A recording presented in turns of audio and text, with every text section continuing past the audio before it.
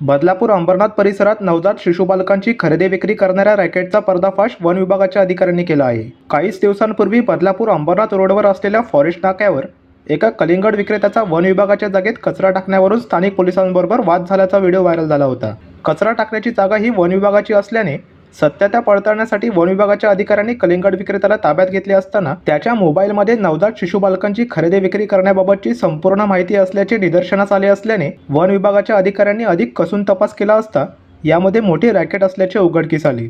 याचबरोबर हाच कलिंगड विक्रेता नवजात शिशुबालकांच्या खरेदी विक्री गुन्ह्यात अलीकडेच चेनमधून जामिनावर बाहेर आले असल्याचे देखील चौकशीत समोर आले असल्याने वन विभागाच्या अधिकाऱ्यांनी सदर कलिंगड विक्रेत्याला बदलापूर पश्चिम पोलिसांच्या स्वाधीन केले। बदलापूर पश्चिम पोलिसांनी या प्रकरणी गुन्हा दाखल केला असून पुढील तपास सुरू असल्याचे समजते। काही दिवसांपूर्वी अंबरनाथ फॉरेस्ट नाक्याच्या परिसरामध्ये एक कलिंगड विक्रेत्यासोबत पोलिसांचा वाद या हेडखाली एक व्हिडिओ व्हायरल झाला होता, जो इथल्या स्थानिक वृत्तवाहिनीने उचलून त्याला अनेक सारे लोकांनी त्याच्यावर कमेंट्स पास केल्या होत्या। परंतु सोशल मीडियावर दिसणारं सगळं चित्र हे खरं असतं अशातला भाग नाही। त्या विषयाची जेव्हा आम्ही सखोल चौकशी केली, त्या कलिंगड विक्रेत्याला आम्ही चौकशीसाठी माझ्या कार्यालयात बोलवलं होतं, ज्याने त्या ठिकाणी राखीवनात कचराही टाकला होता। त्या संदर्भात जे तिथे स्थानिक वनरक्षक यांनी त्याबाबत विचारणा केली असता त्याने त्याचं रूपांतर थोडंसं वादामध्ये झालं होतं आणि त्याने त्या विषयाला वेगळं वळण देऊन तो व्हिडिओ प्रसारित केला होता। सुरुवातीला तो विषय पोलिसांच्या नावाने सांगितला होता, त्यानंतर पुन्हा व्हिडिओ प्रसारित होऊन तो वनरक्षक यांच्या नावाने विषय झाला होता। खरं तर त्यामागे काही सत्यता वेगळी होती, सत्यता सर्व त्यांनी त्यानंतर व्हिडिओमध्ये सांगितलेली आहे। परंतु त्याची चौकशी करीत असताना त्याच्या व्हिडिओजच्या त्यांनी मला व्हॉट्सअप चॅटवर कोणाकोणाला शेअर केले हे गोष्टी दाखवत असताना त्या ठिकाणी मला एक सस्पिशियस एकदम चॅट्स आढळून आले आणि त्यामध्ये गेलो असता त्याचे मला काही लहान बालकांचे फोटो दिसून आले, काही किमतीच्या निदर्शनास आल्या मला त्या ठिकाणी।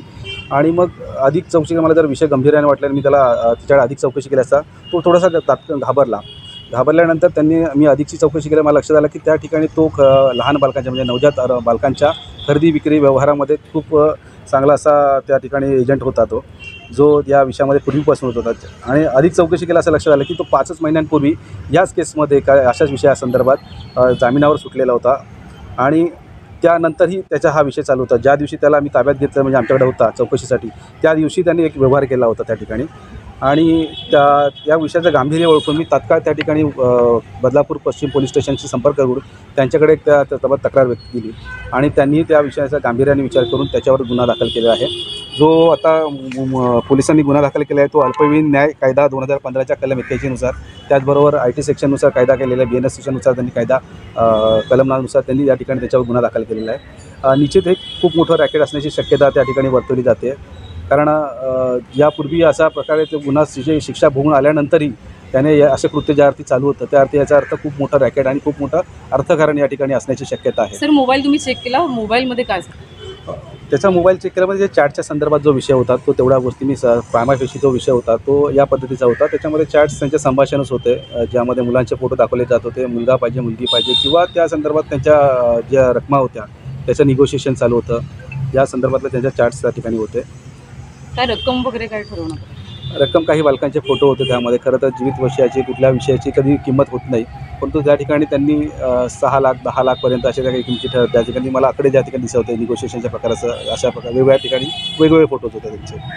प्रतिनिधी ऋतिकेश रोकडे, लोकपालक न्यूज, बदलापूर।